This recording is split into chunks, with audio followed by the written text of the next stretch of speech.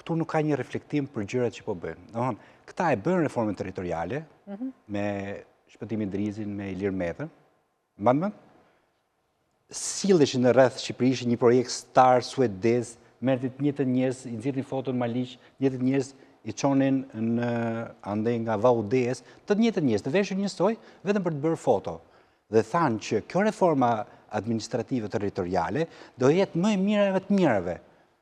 Hoqën parimin e subsidiaritetit, hoqën gjithçka, sepse thamë, ne kemi menduar kështu me 61 bashki.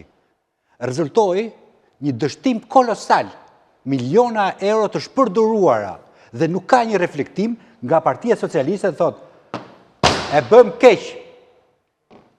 keq, ja futëm kot, e bëm salamandra elektorale për të marrë ca vota, për të marrë ca bashki, për të vjedhur çik më shumë. Dhe Partia Demokratike nuk ka pse shkon mbrapa pa ata pranuar që kanë dështuar.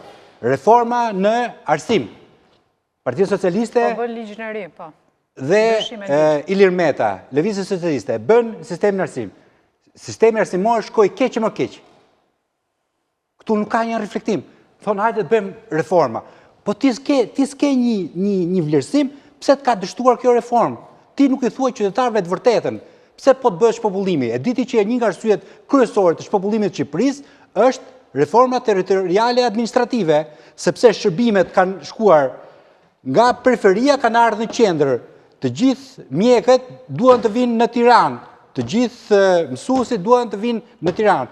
Dhe ti nuk gjen ginekolog, nuk gjen profesionist apo specialist të shëndetësisë në periferi, në qytetet periferike.